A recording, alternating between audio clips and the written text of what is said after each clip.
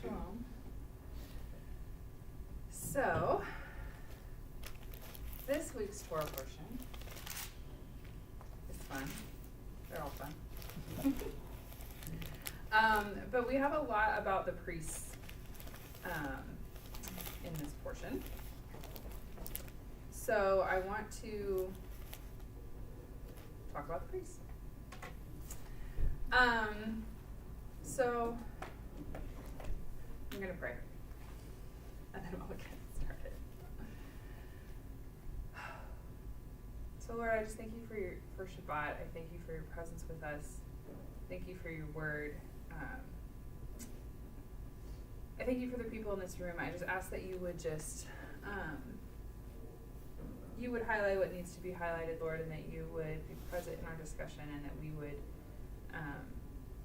we would understand how this ancient text applies to us right now, Lord. And I just ask that you would be with anyone who's watching online now or later, and anybody in our community who is sick or having other issues, Lord. I just ask that you would just be present with each person wherever they're at on this Shabbat. B'Shem Yeshua. Amen. Okay, so I'm going to start out with Johannes's question that he always starts with. Anything in particular in this portion that stood out to anyone, or that was confusing or strange or anything like that? Or interesting. Yes, or interesting.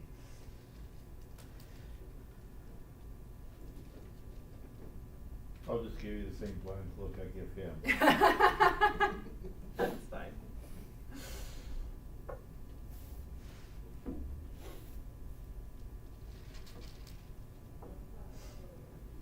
We have a lot about. It's one of those portions that has a lot of detail, because we have about the priest's garments and about the consecration of the priest, and then we have kind of finish out with the incense altar, which I don't know that we'll really get to much with the incense altar today, but.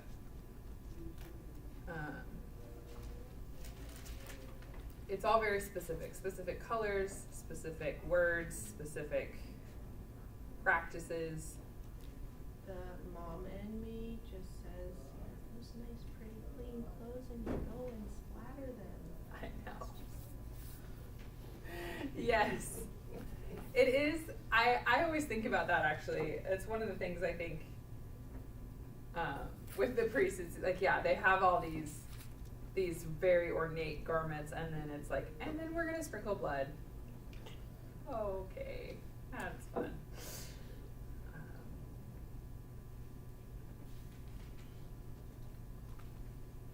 Well, one thing I thought was interesting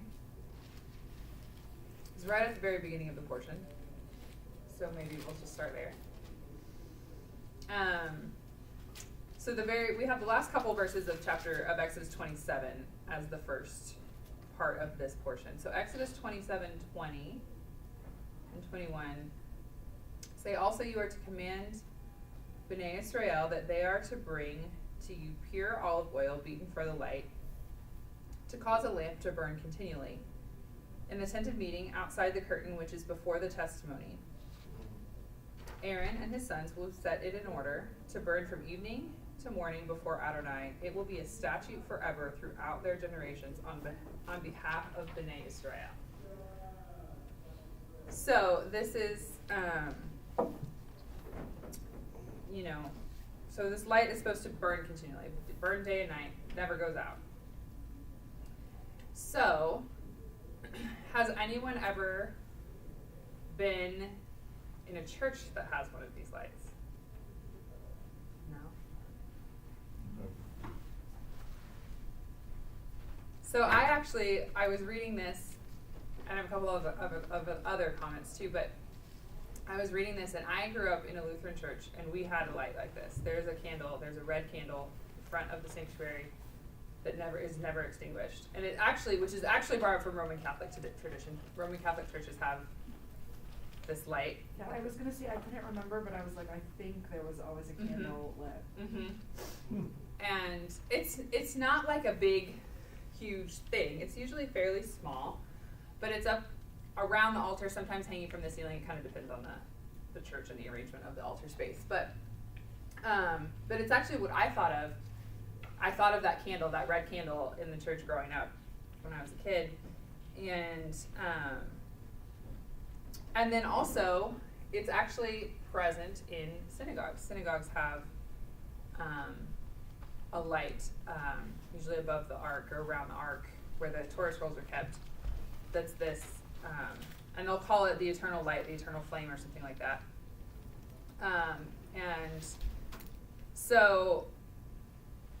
And it's, of course, a lot about the synagogue, and a lot of things in the synagogue service are kind of,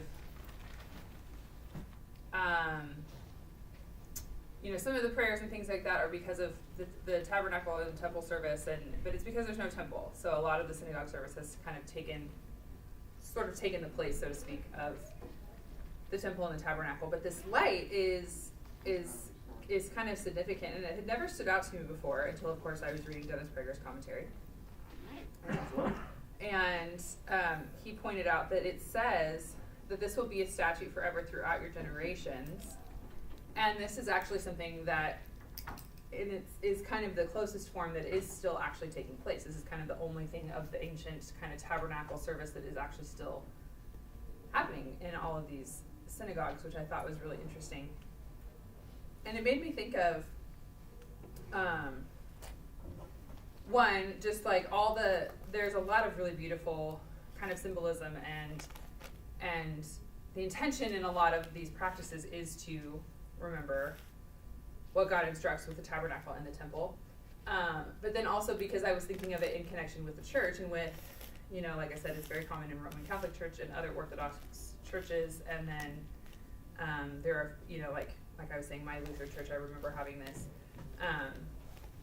It happens, and in Catholic tradition, it has taken on that it's this kind of eternal flame to represent the presence of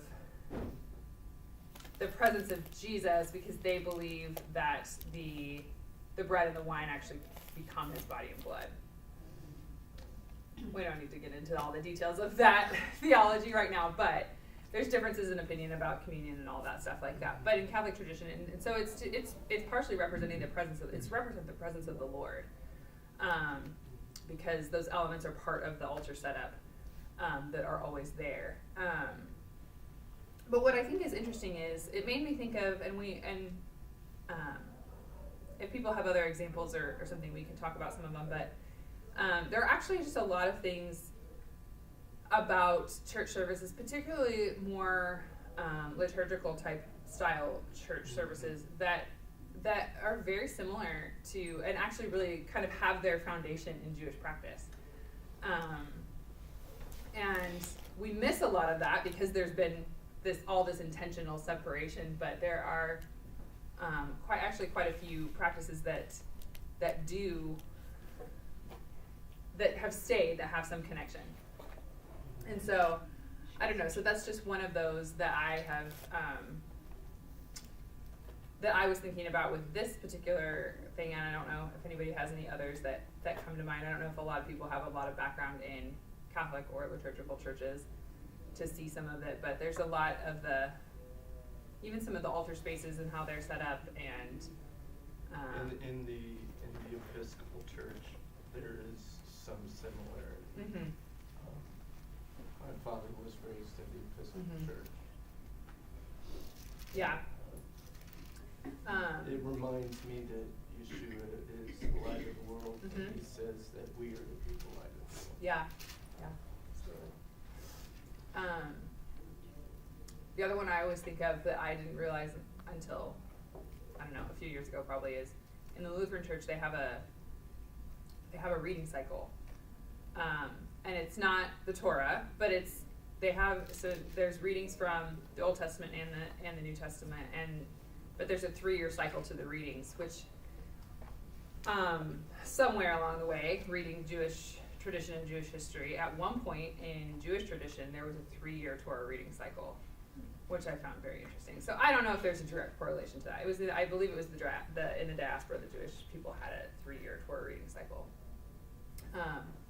But I just found that really interesting. But even just the fact that there is a Torah reading cycle, or a scripture reading cycle, is very similar. So it's just, there are kind of some shadows of these things that have remained. So it's kind of interesting to see, like, the Lord has, I think it's kind of one of the ways the Lord has kind of preserved this connection, almost secretly, through all of this time, even though we've had a lot of separation between Christianity and Judaism, and a lot of issues with the parting of the ways and all of that. So that was something that stood out to me just from the very beginning of this portion. So then I wanted to kind of switch and talk about the priests, and if there's anything particular in the portion this week, any particular verses that you want to talk about, we can bring those up. But I kind of wanted to talk about the role of the priests in a more general sense, and just have us kind of think about the priests and their role in the tabernacle and the temple, and then how we understand their role and their significance now that there is no tabernacle or temple, and kind of how, as believers in Yeshua, we can relate to some of these roles. So, Can I ask one more thing about that little section? Sure. I just think it's really interesting that, like, that's the only thing in this section, or a lot of the sections where he says, like, this is forever. Right. Like, the other things, that's not, I don't know if it's Right. implied by the fact that the first one was, but he doesn't say it. But also, like, he doesn't say why to do the lamb. Right. It just Right. says do it. Yeah. Exactly. Or, like, what it's supposed to represent, or Right. what it, yeah. Anyways. I know. I don't Yeah. know if you have any thoughts about why, but. I mean, yeah. Well, I like the fact that it says it's from evening to morning, which means in his presence there's no darkness. Right. You know, and you guys may have already mentioned that, but that was the one thing that had really stood out to me, was he was never to be presented in darkness Right. to his people. I think that's really good, and I think that is part of it. I think it is just, I mean, I think it even goes, I mean, I think it's one of those, I think just this concept of light, just in its most basic idea, is something that goes, you know, Genesis to Revelation. You know, in the beginning God said, let there be light. It's like light is this first aspect of creation. In the end, we don't even need the sun, because the light that comes from Yeshua himself is so bright. So I think it's just this, I think kind of in connection with what Lori's saying, I think it's just this, there's always supposed to be light, and that represents the presence of the Lord. Like, the presence of the Lord isn't represented by darkness, it's represented by light. And I think, I don't know, I mean, I think we could probably sit here and ponder, you know, kind of forever of all the meaning and all the significance that could be brought to it, because like you said, it doesn't say, and so it's like, well, what are we supposed to do with that? It's just, he says to do it, so you do it, which, I mean, if God says to do something, that should be a good enough reason. But yeah, there is always that. I think that's part of our, like, curiosity as people, like, why, what is the significance of this? And so I don't know. Could it also be that in instituting that in the temple, the Lord wanted us to have an earthly example of the reality that exists in heaven, that there is always light, there is no darkness. Therefore, he wants in his temple, where we come to approach his presence, no darkness at all. Yeah, I think so, and I think it's just, and I mean, so, you know, so of course, and at this point, this is an oil lamp, and so somebody has to, and we don't really know the size and how much oil it holds and all these things, so presumably, possibly somebody has to attend to it overnight, and so it's just this, even just this continual attention to the presence of the Lord. The 24/7 like prayer movement uses this Right. as a Right. So I just I just found it was interesting. And Yeah. I kind of tried to look it up a couple places, but there weren't a lot of commentaries on Yeah. the why or Mhm. whatever. Yeah, there's not a lot, but yeah, it is something that's used of again, it's like we take a lot of the principles in a lot of these passages about the tabernacle and then they've become prayer or other kind of spiritual type of applications, which I don't think is necessarily wrong. But it also is just like this idea, and I think even with a lot of the things about the priests, which we'll get into here in a minute, I think, and just like God gives so many physical or different representations and things that are meant to engage our senses, like things you touch, things you see, things you smell, things you taste. Think about Passover, like you eat the bitter herbs until you cry, and but then you pair it with the sweetness of the choroset, and you have the bitterness and the sweetness together, and it means something. And so there's all these things about the tabernacle, and even I mentioned at the very end of this portion we have the incense altar.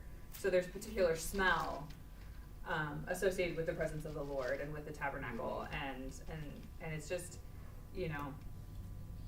God likes to give us things in the physical to help us connect with Him, and I think that's really cool. And it's interesting that even when the lamps are attended to keep the oil, Mm-hmm. so is the incense. Mm-hmm. They're both attended to at Right. the same time. Mm-hmm. Yes. Yeah, and then the last part that you mentioned of it being a statute forever, it's just like, I think it again kind of points us toward His continual presence and His desire to be among the people, and His presence to be among the people and to be seen among the people. Okay. So let's move into talking about the priests. So kind of like we mentioned, we have this whole section about the garments, very specific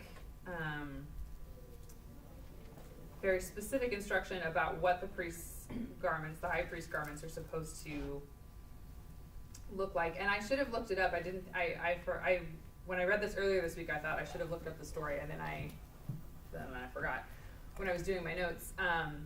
But it talks about golden bells and pomegranates on the hem of the robe, and I believe it's in fairly recent years they have found archaeological evidence, and they found one of the pomegranates or one of the bells that was probably from the priest's garments, and so, which is just a fun fact for you. But it's good to have this evidence of like this was real. They really did this. They really, they really did try to follow this as much as possible. And then of course we have all the scriptures about consecrating the Kohanim and all the sacrifices and all the blood and all the everything else along with that. So like I said, I kind of want to talk about the priesthood kind of in general. I mean, we can bring out specific verses if there are things that you want to talk about. But something I've noticed and have in the past kind of wrestled with myself is that this idea of the priesthood is so foreign to us. Like this, I mean, even in the sense that there are denominations that have priests. This priesthood, I think, is which some of us have negative associations with, and it's well, there's a lot with that. But I think this priesthood of Aaron, Aaron and the high priest and all of this, I think it's a little bit foreign to us. And there's all these details, and there's all this, it's like this one person going into the presence of the Lord on behalf of all the people. When we know that we all have direct access, which is true. Or there's, I think there's also the other side of kind of really glorifying this role of, the importance, and we are the temple, and we are the priests. We all have this right to enter the presence of the Lord, and I think we can sometimes really kind of like glorify that, and we're like, we're this holy people and stuff like that. But I think there's a reality that this was, I always tend to say that, the priests are like, this is like kind of one of the original dirty jobs, because there's a lot of blood, guts, and infectious diseases involved. So it's not all just, like we said, like we said at the very beginning, it's like these really ornate garments, and then they're sprinkled with blood. So it's like, it's messy. It's messy. It's really messy. They're dealing with, animal carcasses a lot. They're dealing with judging people's diseases. Like, there's just, it's really messy. I feel like just the fact that, like, the priests didn't die off is, like, a testimony to, like, God's, like, covering on them, because, like, what we know now about, like, pathology and touching all that stuff with your bare hands. Right. Like, or getting on your face. Exactly. Like, well, which is even why, I mean, and obviously it wouldn't be the same with all the knowledge that we have now, but even just the hand washing, like, all the hand washing and all the ritual purification, and because a lot of it happened, the immersion baths and things like that, there were immersion baths that would have been more stagnant water, which is kind of gross, around the temple, but the ideal where you immerse is in living water, is in running water, is in fresh water, which is obviously better than a bath that has multiple people who, anyway, you get the point. But, but it's like, for that time period, probably more sanitary than a lot of other, even religions that are doing sacrifices and things like that. So yeah, it's pretty amazing. I mean, so obviously they don't have this idea of germs and things like that, but it's interesting that along with a lot of the sacrifice, there's also the requirement for hand washing and for immersion and all of these different things too.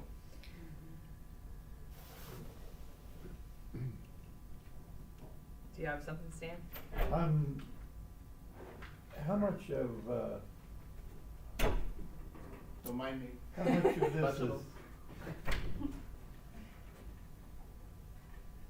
how much of this would have changed had they had this then? Meaning, How much of that was necessary simply because they did not have they a didn't Bible? have. Only a few people. How many of those people could read? Yeah, it's a good question. So, I think that, I don't know. I mean, because I think, I wonder if, in some ways, they were able to have a more intimate relationship with God because they didn't have it than they might have had otherwise. possibly, I mean, I think that's possible. I think at this point, I think it's hard to say, if they had the whole Bible, because the other point of that is, in the New Testament, they did have, the whole the Tanakh, the Old Testament. So they did have all the written instruction and higher level of literacy. Still, probably not everybody able to read, but it was widespread enough that they were at least able to hear the words from the scroll in their town, most likely, from a rabbi. And so they did have, at that point, they did have the written instruction, and they did have all of that. So, and they're reading it from year to year. And later on, we have every year the king is supposed to write the Torah. The people are supposed to come and hear the Torah being read.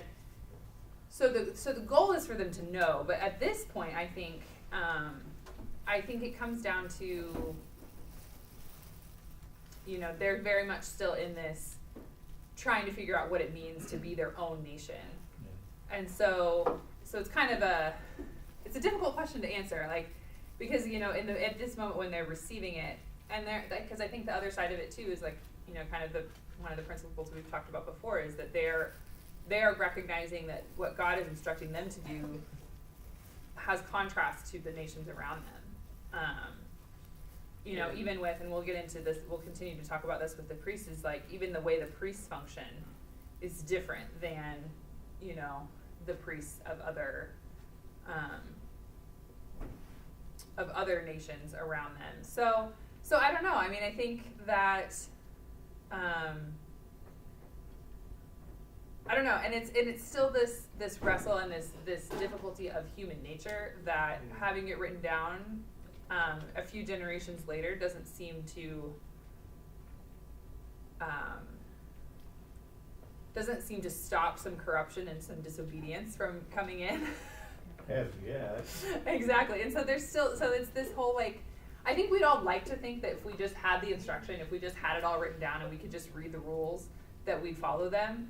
But human nature doesn't seem to indicate that happens. No. And remember, they're still in the process of coming out of a mindset of Right. bondage. Right. Exactly. Too, So yeah. So it's a complicated situation for sure. Sorry, did you say the king had to write the Torah every year? I thought you just had to write it once. No, he wrote it. You're right. He wrote it once. Okay. I'm sorry. I was like, misspoke. that would like take you No, all they're year. supposed to read the Torah in the presence of the people every year, I believe. Okay. Like not Okay. the priests are, not necessarily the king, but the king is supposed to write it Okay. once. But yes, sorry. I was like, oh, I did not You know were that. like, wow. That's a lot. All they'd be doing is writing Torah at that Yes. point. No, thank you. That's a good clarification. That was me misspeaking. Okay. I apologize for that. Anyway, okay. So the priests. So the thing about the priests, of course, we know that Aaron is kind of ordained as the high priest, and it is his lineage that carries on the role of the high priest, and then the Levites become the other priests that kind of work in the tabernacle and carry out all these other duties. By the time of the temple, they think there may have been about 20,000 priests in total, and they didn't all serve all the time, because remember, like that's when we get to in the New Testament, the story of Yeshua with Zechariah. He served for 2 weeks, and they have this 2-week rotation eventually. So it's a lot of moving pieces. You have the high priest who would be there all the time, and probably a few others who were there all the time, but then the rest of them are kind of on a rotating basis. But it takes a lot of people, especially by the time the temple is there, and the number of people who are bringing sacrifices, and then just it's a big deal. It takes a lot of people. So the tabernacle probably doesn't require quite as many people to run it, but eventually, as Israel grows, the number of priests needed kind of grows too. But so the priesthood is this hereditary thing. So they're not elected, they're not chosen, they're born into it. And so there are pros and cons to this, of course. But I thought it was interesting because, of course, Dennis Prager, thank you very much, Dennis Prager, brings out just kind of some of the benefits of it, which I don't know that I had really thought about this before, because I've kind of thought about, I tend to think about like some of the cons of it, like, well, what if somebody, you could have someone who's just determined to be evil, and they're part of the priesthood. Like, what are you going to do? You can't really do anything about it. But he brought out some benefits, and so I'm going to kind of list these for you, and then we can talk about a couple of examples and some of the cons and things like that. So one is that they don't really have any power. So they're not like military or political leaders. Eventually, they do take on some of those roles, and that's why we see some issues, even like in Second Temple era, the corruption among the priesthood, and that's why we have communities like the Essenes and Qumran, who thought the priesthood was not, which at the time, which they were correct, the priesthood was not of the correct lineage and was corrupt, and so they were not taking part in that temple system. So eventually, we have some of these issues work their way in. But initially, the ideal, which is what we're talking about here, is that they are this family whose job is to help the rest of the community become closer to God. They're not supposed to have all this military and political power. They're supposed to just be kind of serving in the presence of the Lord and to help the rest of the people connect with the Lord. Shepherds. Mm-hmm. And so another, again, in the ideal, corruption is reduced because they're not trying to force their way in. Someone from another tribe can't try to make their way in, so there shouldn't be corruption, because it should just be like, this is the family that was chosen. And again, I think we tend to put a hierarchy in our minds. It doesn't necessarily mean they're better than anyone else. It means they have a different role. So it's not better than or less than, it's different. It's like, it's all lateral. And then finally, they again, coming back to the fact that they're not elected, they're not shouldn't be having to worry about their popularity and all of these things, because they're not running for election. They're not trying to keep,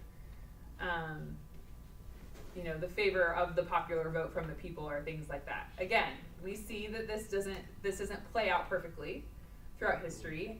And one example of this, which we can look at briefly here, in 1 Samuel. So if you remember, 1 Samuel opens with the story of Hannah, and she is barren, and she promises that if she goes to see Eli the priest, she promises that if she has a son, she will dedicate him to the service of the Lord. She has a son, and she keeps her promise.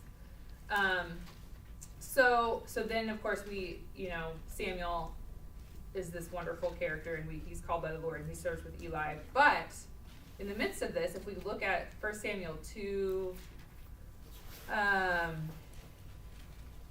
of starting at verse 12, it says, "Now Eli's sons were worthless men." This is a problem.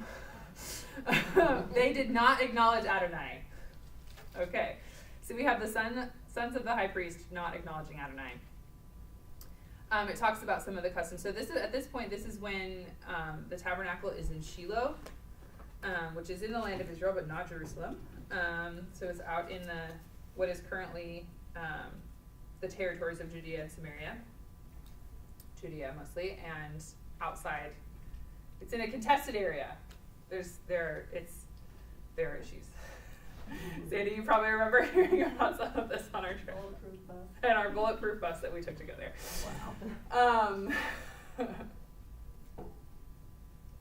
So it was worth it. Don't worry. The bulletproof bus was worth it to go to Shiloh. But anyway, so basically Eli's sons are not carrying out the tabernacle service and the sacrificial system as they're supposed to.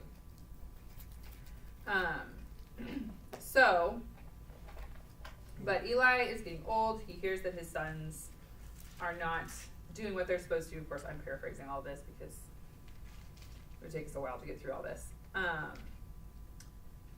And so eventually, so they have to be dealt with.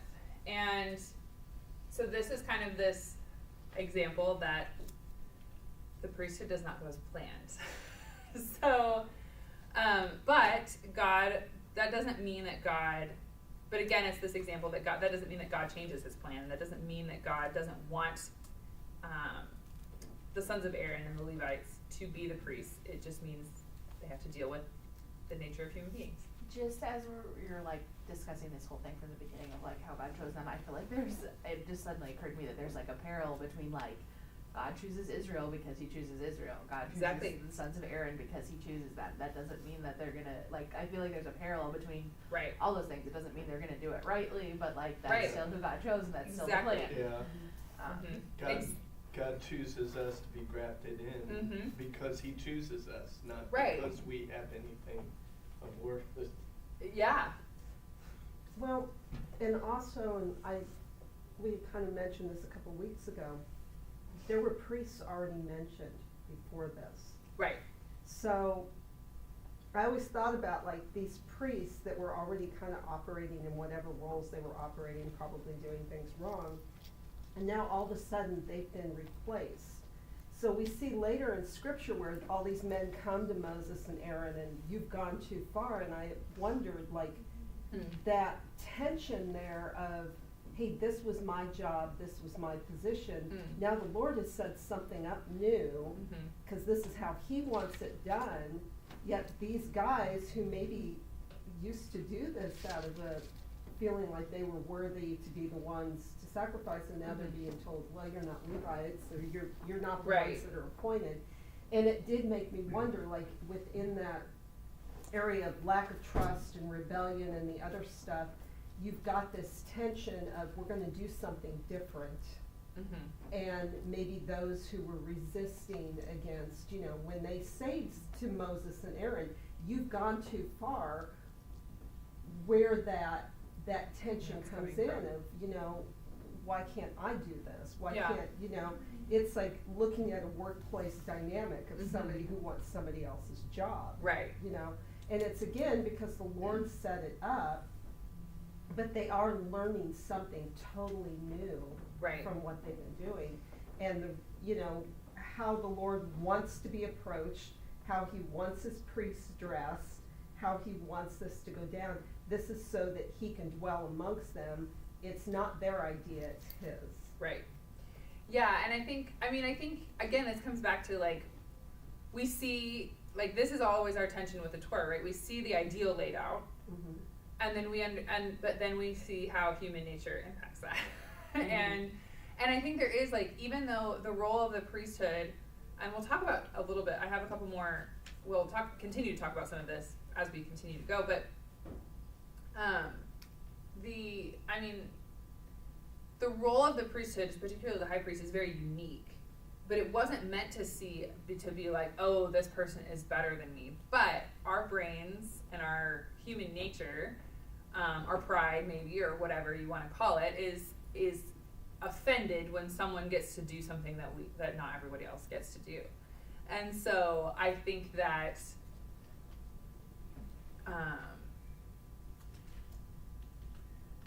it's important to recognize that and to like let that convict us of those moments of jealousy and those moments of I want someone else's role in the kingdom, because kind of like what you were saying is like Israel was chosen because Israel was chosen. The priests are chosen because the priests are chosen.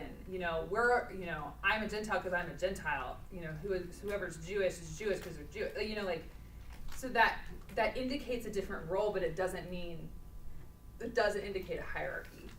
I think also like there's I think there's something also about like just we have this like very modern Western mindset about like I get to be anything I want to be, Mm-hmm. but like there's something really valuable about like the family that like the training that happens in family where like your dad would be teaching you since you were little. Yeah. In like the ways of the Lord. Yeah, And that doesn't that's really happen if you let whoever wants to become a priest. Exactly, which even connects to, we talk about, I don't know if you guys you've all heard discussion of this, is that, you know, even like within Judaism, like that's part of the difficulty of how Jewish people who have come to believe in Yeshua, that's part of the struggle for them, because there's been so much understanding for the last at least 1,500 years or longer that belief in Yeshua means you leave behind your Jewishness, your Jewish identity, and most of the statistics say that if like within 2 generations you'll lose any sense of Jewish identity with that conversion process, and it's the passing down from the family. Like Jewish tradition is very family oriented. It's very generational. It's very, you know, even think again looking. You know, the Passover Seder is such a great example of all these principles of even like the children. There's instruction for children to ask questions because they're supposed to hear the stories from the older ones, and so yeah, it's all this relational, this generational transfer. Which again, going back to even the verse we were talking about at the beginning, like it's to be forever throughout their generations. Well, how do they pass this tradition and this keeping the lamp lit and all of these things going on in the tabernacle and the temple going without this generational transfer? And so again, going back to the priesthood is just, you know, this generational aspect of it, like they're supposed to be brought up in it, and the rest of the people are supposed to be brought up kind of knowing how to interact with that. And again, like human nature tends to pull us to competition or jealousy or something like that. It's an aspect of childhood Mm-hmm. that some of us, maybe you've lost it, but some of us it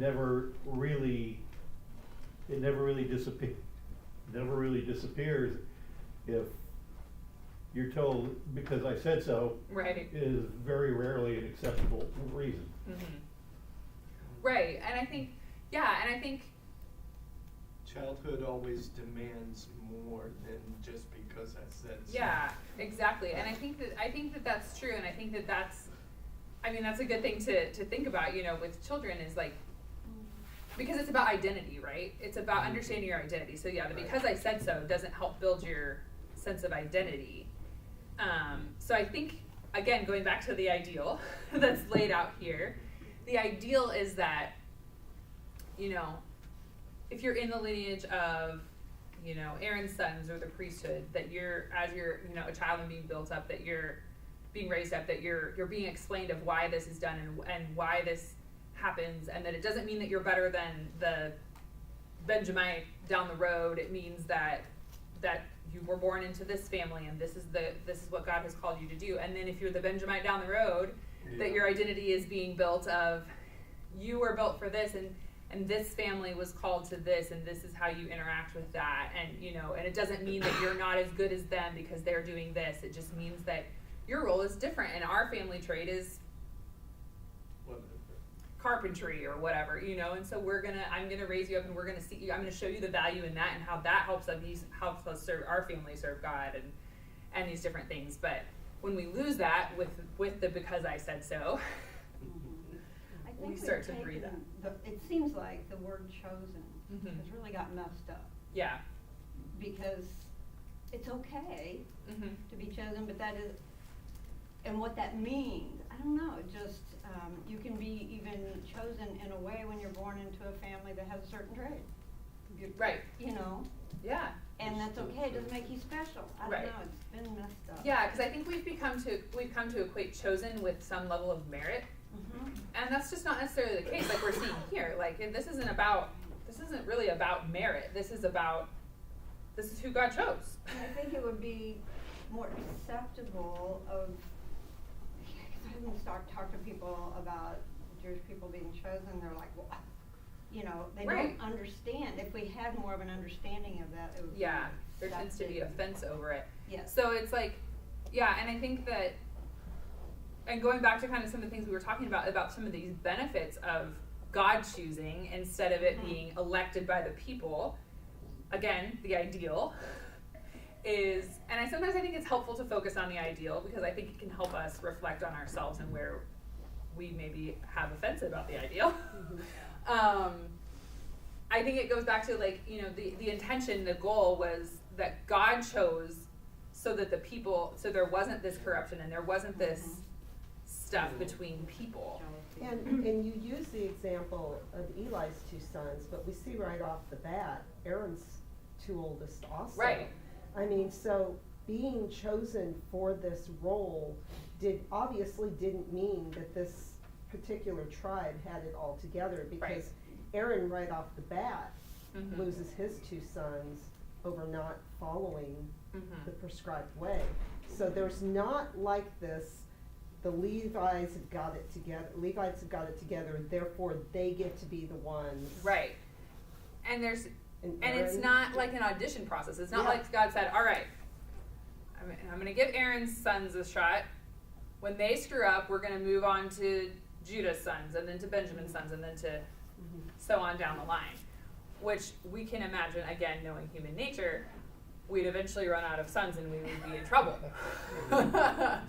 So then it goes, it's not about performance. It's about God choosing to be faithful to his word and how he has set things up and his relationship with people. Okay, let's keep going. And because I want to talk about some of the duties or the roles of the priests, kind of generally speaking. So we already mentioned that they kind of have this role of helping the community or the rest of the Israelites connect with God.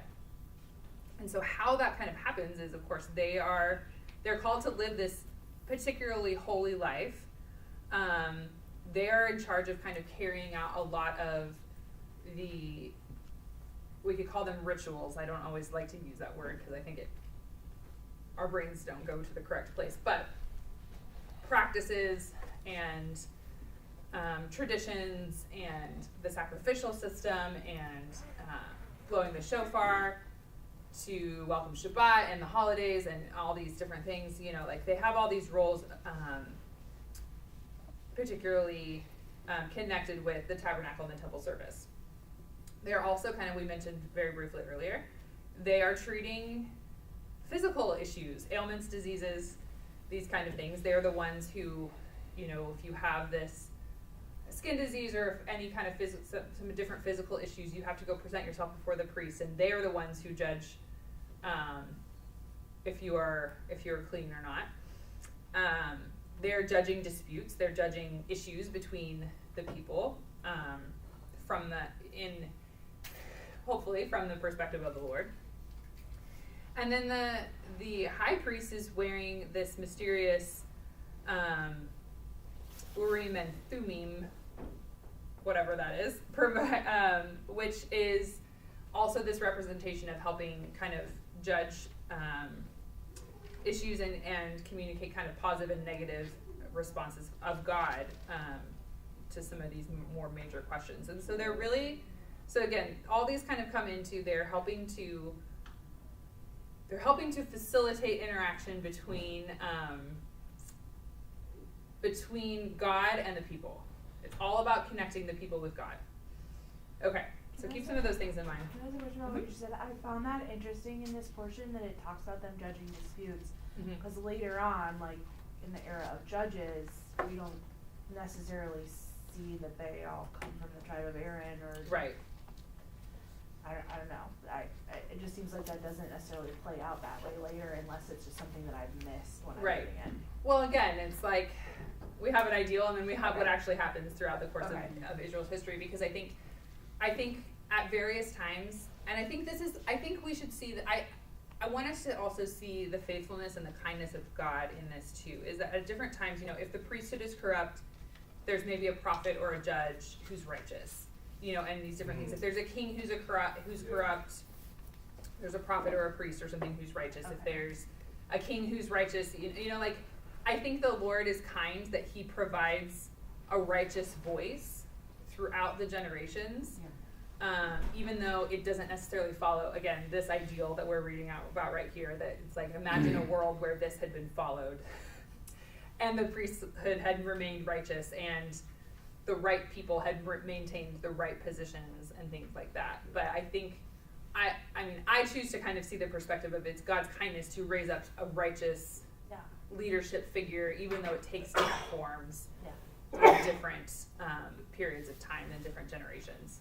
Samuel being one of the best examples of it. Exactly. Because even though he was given in the service of the Lord at the temple, he was never a priest. Right.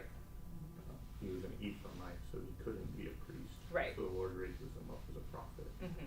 Yeah. So I think it's just, I mean, and I think it goes to, like, I think if we look at the righteous figures throughout, regardless of what their position was, I think we see common characteristics in them that would be similar to the characteristics that these priests were supposed to have. So kind of along the lines of that, and I think this plays into also like how some of these things are perceived. Some of the things I'm going to talk about in a second, I think plays into how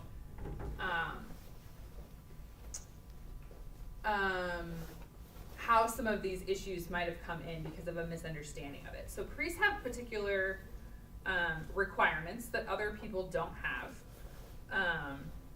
Some of them being, and of course these are laid out more specifically later on in the Torah as well, but some of them, they're not allowed to have contact with a dead body, which, think about that for a second. Think about being in the priesthood and a very close person to you, a very close friend, a very close family members, in many cases even immediate family members, you can't attend the funeral, which is a very important part of a grieving process. So this is a big deal.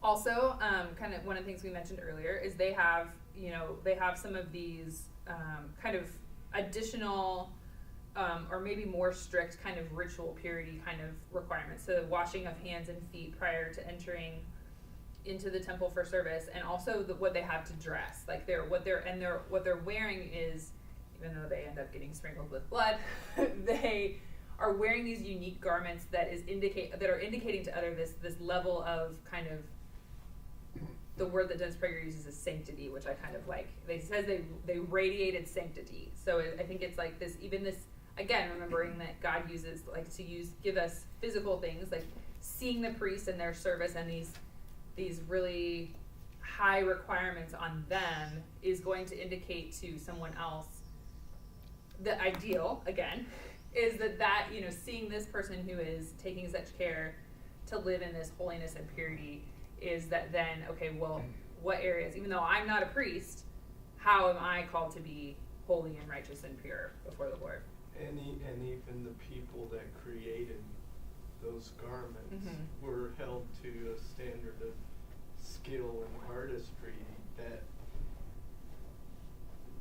me looking at it as a creative makes me go, that's a high standard. Yeah. That's the standard I want to pursue Mm-hmm. as a creative. Yeah, So, for sure. I have a question. This is a little bit of a non sequitur, but like they must have cleaned their garments, right? Yeah. I'm sure they did. I mean, well, and it makes me think of like Zechariah, who says like your garments are dirty. I don't Mhm. think it's just spiritual. Like I think they were actually Yeah. dirty, and he Yeah. wasn't like doing the ritual cleaning. But like, okay, anyway. Yeah, well, and I mean, I think they have to, because it's like, it's not just like again, like just like imagine like all the things that are going on in the temple. Imagine not just the blood spattering, but dealing with animals, so like blood and guts, and even think about the fire. Like there's, you know, they're burning. They're burning fire on the altar, so they're carrying wood, there's smoke, there's, you know, like, yeah, there's a lot going on. There's a lot of reason to need to clean your garments. Anyway. But still, they, like, the uniqueness of their garments and what they looked like, I think part of the idea is that it indicates this set apart, this holiness. consecration. Yeah. And then also the priests, so they could not marry. So the priesthood is also masculine. All the priests are men. I think our Western minds like to be like, I don't know. I kind of get tired of these conversations, but it's like, why couldn't women be priests? Who cares? But anyway, but it's also that just, I mean, later on as you even get into more of the purity things, it complicates things if women are priests. And also it's just this, and also if there are both men and women priests, you're probably having a much higher likelihood of corruption and inappropriate. That's an interesting word for it. Corruption. I know. Did you notice I was trying to find the right word? Corruption or inappropriate interactions or whatever. And so it kind of practically even makes sense. And I think it's not something worth getting hung up on. Just my opinion. But anyway, the priests could not commit, since they are all men, they could not marry women who had been prostitutes or who were divorced. So other Israelites, there's not supposed to be, again, ideals, stigma or anything about marrying a divorced woman, but the priests have some of these specific requirements.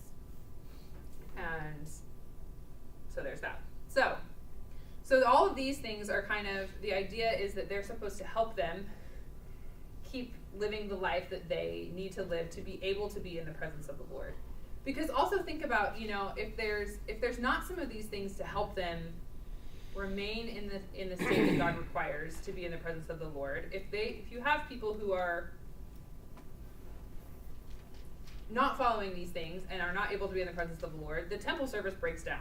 Because again, it requires people kind of serving and working in the temple to make all of this happen.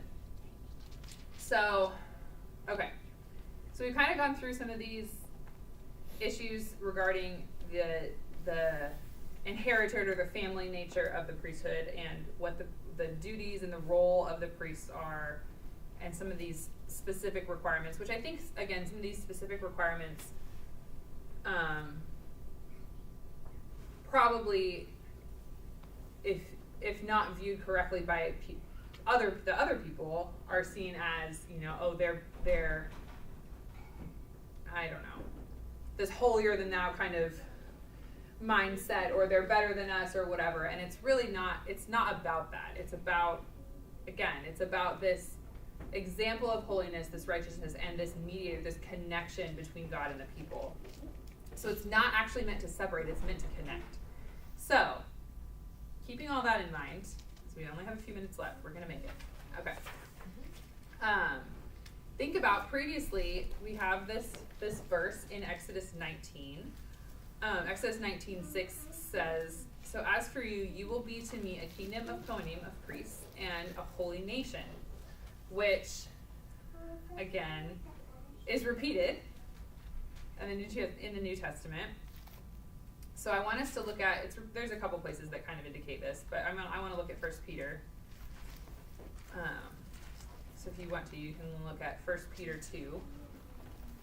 You're saying it says that in Exodus 19? Yes.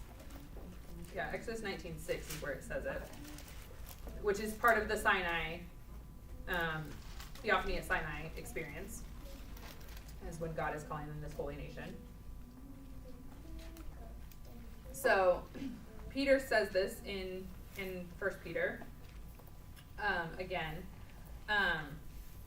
But first of all, before we read in 1 Peter, I want to read you this comment from Dennis Prager, because he's kind of extending and building out this idea of the role of the priests. And he says, in the same manner that Aaron and his sons were supposed to lead an especially holy life and help bring Jews closer to God, the Jewish people, in turn, are supposed to lead a holy life and help bring humanity to God. So, keep that idea in mind, and I'm going to read a fairly... And it's that very thought that gives value to the identity of the rest of Israel. Right, exactly. So keep that in mind, and let's read 1 Peter 2. Okay, I'm going to start in verse 1. I'm going to read verses 1 through 12. So get rid of all malice and all deceit and hypocrisy and all envy and all lashon hara, which means evil tongue. As newborn babes long for a pure spiritual milk, so that by it you may grow toward salvation, now that you have tasted that the Lord is good. As you come to him, a living stone, rejected by men but chosen by God and precious, you also, as living stones, are being built up as a spiritual house, a holy priesthood, to offer up spiritual sacrifices acceptable to God through Messiah Yeshua. For it says in Scripture, "Behold, I lay in Zion a stone, a chosen precious cornerstone. Whoever trusts in him will never be put to shame." Now the value is for you who keep trusting, but for those who do not trust, the stone which the builders rejected, this one has become the chief cornerstone, and a stone of stumbling and a rock of offense. They stumble because they are disobeying the word. To this they were also appointed. But you are a chosen people, a royal priesthood, a holy nation, a people for God's own possession, so that you may proclaim the praises of the one who called you out of the darkness and into his marvelous light. Once you were not a people, but now you are God's people. You were shown no mercy, but now you have been shown mercy. Loved ones, I urge you as strangers and sojourners to keep away from the fleshly cravings that war against the soul. Keep your conduct honorable among the Gentiles. Then, while they speak against you as evildoers, they may, from noticing your good deeds, glorify God in the day of visitation. Okay, who is Peter writing to? Jewish people. Jewish people. Yes. So, do you see how Peter is basically expounding on this concept of the priesthood? Do you see how he's saying, if you are a holy nation through relationship with Yeshua, through being filled with the Holy Spirit, you are part of this holy nation, this holy priesthood, whose purpose is to bring other people to God, even as he's saying, keep your conduct honorable among the Gentiles, so that from noticing your good deeds, they will glorify God in the day of visitation. So the point is to draw people to God. So, again, as we have talked about, and as we understand the Messianic movement, that we as Gentiles, believers in Yeshua, are grafted into the olive tree and grafted into this family of Messiah. We become part of this holy priesthood and this holy nation, whose job it is to draw others to God. And I think part of this too is it's not just about drawing unbelievers to God. It's about provoking each other to greater levels of holiness and greater levels of walking with God. Because again, the priests, their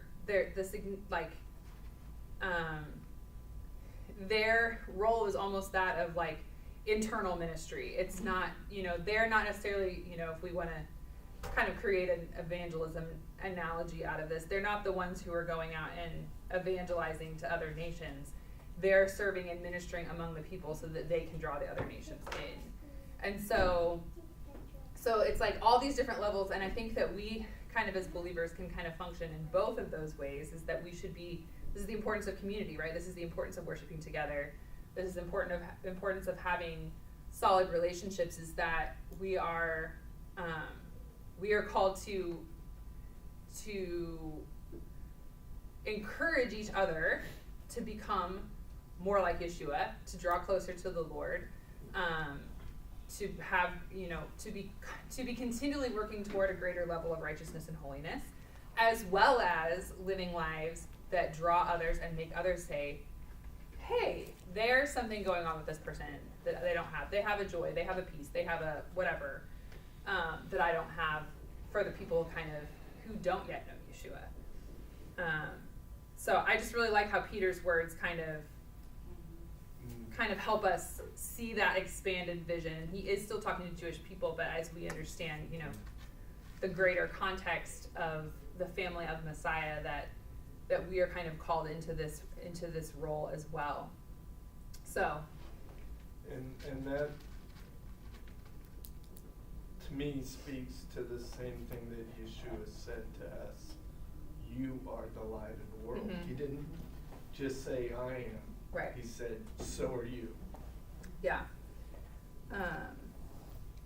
Which even is going back to this idea of light that we were talking about right. At the beginning. So it's all one and the same and what comes together. So anyway, anybody have any other final comments on priesthood?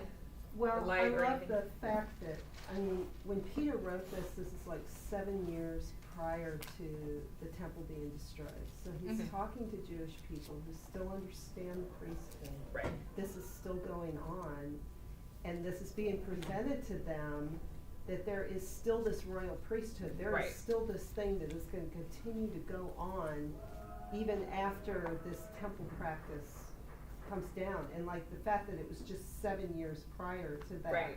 Even when Yeshua was giving them their roles, Mm-hmm. the temple was still up. Right. The practices were, but it's like you kind of get the feeling when you start to read these that they're like preparing them of, you are the instruments of the temple, you Right. are the priests of the temple, Right. You're the light, you're the bread, this Right. type of thing. And I just find that beautiful when you start reading it in the essence of the fact that the temple was there, why they're sharing that. Yet Yeah. the people, It's not about the temple. that Right. it wasn't gonna be, that this was something new's coming, Mm-hmm. and Mhm. and they're preparing them of how to function. Right. And even in the days to come, Yeshua himself prophesied, Yeah. one day the temple will be no more. Right. It will be razed to the ground. Right. And yet we expect another temple to be rebuilt. Yeah, and that temple is not only a physical one, Right. but also a spiritual Right. one. Yeah, I mean, I think the goal is to see how a physical temple and the, I guess for lack of a better term, spiritual temple can exist kind of together. Is that, because again, like at this point, like kind of what you're saying is that the temple was still standing, and there's no suggestion that the early believers who were believers in Yeshua between when Yeshua came, died, and was resurrected and ascended, and when the temple was destroyed, there's no indication that they were not going to the temple. They probably were becoming to understand it differently, but they were not going, because even in Acts we have, Paul is trying to get back to Jerusalem for Passover, because he wanted to be in the temple. So the temple, and so I mean, I think the idea shifts that the temple is no longer the only way to access the presence of God, because we have the Holy Spirit. You can access you have direct relationship with the Lord. But there's so much more to the temple and what's going on there than just trying to have atonement or trying to, all these different things. Like, even the sacrificial system, most of it is not about sin. Most of it's about fellowship. Most of it's about community, about celebration, and all these different things. And so I think if we can hold that tension of understanding what that, the physical and the spiritual, I think we'll do well to figure that out. This statement is kind of like a transitional statement that Peter's making here. Yeah. Wouldn't they have thought, oh, I'm a priest? Because they've been looking at the priesthood. Yeah. But he's saying they're the priesthood now. Right, remember it says that back in Exodus to the whole nation of Israel. So they do have this understanding of national Israel being like priests to other nations, in the sense that they are to draw other nations to the presence of God through them. Does that make sense? So what I hear you saying is that when he was speaking this to the disciples, he wasn't saying, you are now the replacement of the priesthood of the temple. Right. He's saying, I am continuing this conversation so that you will be a light to the nations and tell the world about me. Because the goal was for the Jew first and then the nations to learn that Jesus was the Messiah. Right. And so it wasn't a replacement of the priesthood, it was an expansion of the message. Right. That we need to be holy before the Lord and that bring others to jealousy. Right. So that they will see us and see this relationship with the Lord that we have because of the purity that we walk in. That'll actually draw them to the temple and to the law and to the Lord and to Messiah. Mm-hmm. And both of our New Testament readings for this week were Yeshua talking about the tearing down of the temple in Mark 13. Mm-hmm. And then in Hebrews 13, the author speaking to that we have no lasting city, but we seek the one to come. Mm-hmm. And that through Yeshua, we continually offer sacrifices of praise, not neglecting to do good and sharing both to the family and to the lost. Yeah. That just astounds me. Yeah. It's pretty amazing. And it just goes to show, because we mentioned, God says to them at Sinai in Exodus 19, you are this kingdom of priests and this holy nation. And then he's saying it again through Peter after the Messiah has come.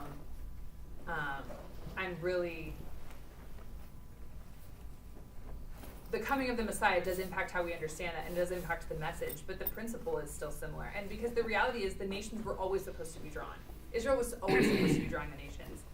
Because God, because of covenant, because God is the God of the universe. He's the creator God. He is the one true God. And so really Israel is supposed to be representing him, and so that all the nations are always wanting to be drawn to him. And of course through Yeshua and the giving of the Holy Spirit, we have kind of a new push for that, and it looks a little bit different, but it's really an extension or an expansion. I like that word that you used, of the same message. So, all right. Well, thank you all for participating in the discussion. I'm going to pray, and we'll be dismissed. So, Lord, we just thank you for your plan. We thank you that your word never changes, that you are covenantally faithful, and that your desire is to draw all people to yourself, Lord. And we just ask that you would just help us to become a better kingdom of priests, a better holy nation, a better instrument at drawing people to you, Lord, and that we would do a better job of encouraging one another to live a more holy and righteous life for the purpose of being in your presence, Lord. We just thank you so much that you are present among us. I ask for your presence and service, and I just ask for encounters and words from you, Lord, and just that we can just know that, just have greater revelation of who you are and who you created us to be, Lord. B'Shem Yeshua. Amen.